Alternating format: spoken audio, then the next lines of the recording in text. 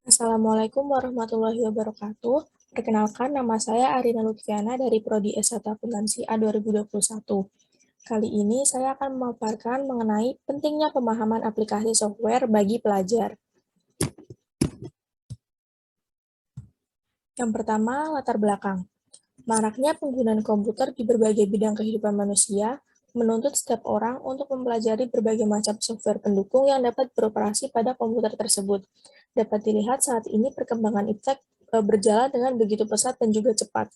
Nah, dengan memahami aplikasi software, maka pelajar dapat mengikuti perkembangan iptek yang begitu cepat dengan lebih mudah, sehingga memperkecil kemungkinan untuk para pelajar mengalami ketertinggalan zaman. Nah, di era yang serba modern saat ini, pemahaman mengenai penggunaan software sangat penting terutama bagi para pelajar. Hal ini dikarenakan software dapat membantu banyak hal, misalnya pada penginputan data, pembuatan media pemaparan melalui presentasi, pengelola data angka, dan juga membantu dalam kegiatan belajar mengajar khususnya pada saat dilaksanakan secara virtual. Alasan penulis mengambil judul pentingnya pemahaman aplikasi software bagi pelajar yaitu karena dengan memahami penggunaan software bagi para pelajar, diharapkan para pelajar dapat mengikuti perkembangan teknologi yang terus berjalan, dan pelajar juga dapat memberikan dampak perubahan yang cukup signifikan. Diharapkan setelah memahami penggunaan aplikasi software, para pelajar juga dapat mengembangkan software tersebut menjadi lebih bervariasi fungsi dalam pengoperasiannya. Bagian kedua mengenai landasan teori. Pengertian software. Software atau biasa disebut dengan perangkat lunak merupakan suatu pemrograman komputer yang bertugas sebagai penghubung atau interaksi antara user dan juga hardware. Nah, software sendiri dibagi menjadi 3 bagian, yaitu yang pertama ada program aplikasi, yang kedua sistem operasi, dan yang ketiga adalah bahasa pemrograman. Contohnya seperti Pascal. Software memiliki 2 peran. Yang pertama adalah sebagai sebuah produk, dan yang kedua sebagai pengontrol pembuatan sebuah produk. Apa sih maksud dari software berperan sebagai produk? Nah, jadi software ini merupakan transformer informasi yang memproduksi, mengatur, memperoleh, memodifikasi, menampilkan, atau memancarkan informasi. Kemudian, software berperan sebagai pengontrol, yaitu software berlaku sebagai dasar untuk kontrol komputer atau sistem operasi, komunikasi informasi atau jaringan, dan juga penciptaan serta kontrol dari program-program lain pada komputer. Selanjutnya, saya menampilkan aplikasi-aplikasi software yang pada umumnya perlu dipahami oleh para pelajar. Yang pertama, diantaranya adalah Microsoft Word. Microsoft Word ini merupakan salah satu aplikasi pengolah data yang dapat digunakan untuk mengolah berbagai data, seperti membuat makalah, paper, esai, dan masih banyak lagi. Kemudian yang kedua adalah Microsoft Excel.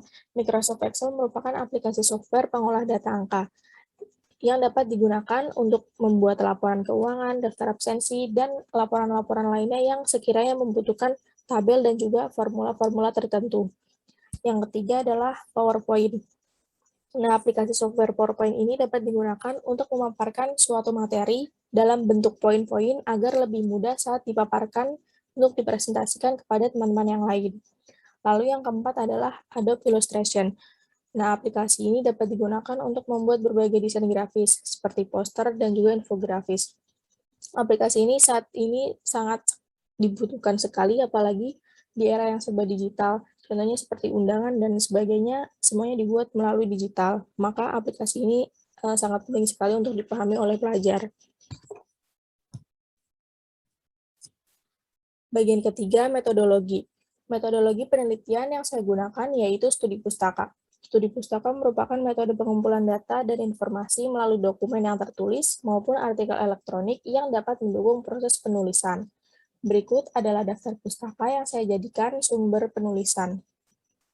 Ada 2, yaitu yang pertama dari eprints.unpam.ac.id dan yang kedua dari elite.unicom.ac.id. Nah, bagian keempat yang terakhir yaitu kesimpulan. Berdasarkan pembahasan yang telah saya paparkan, pemahaman mengenai penggunaan software komputer bagi para pelajar sangatlah diperlukan, khususnya pada software aplikasi yang sering digunakan untuk mendukung kegiatan pembelajaran. Apalagi pada era seperti ini, kegiatan pembelajaran lebih banyak dilakukan melalui virtual.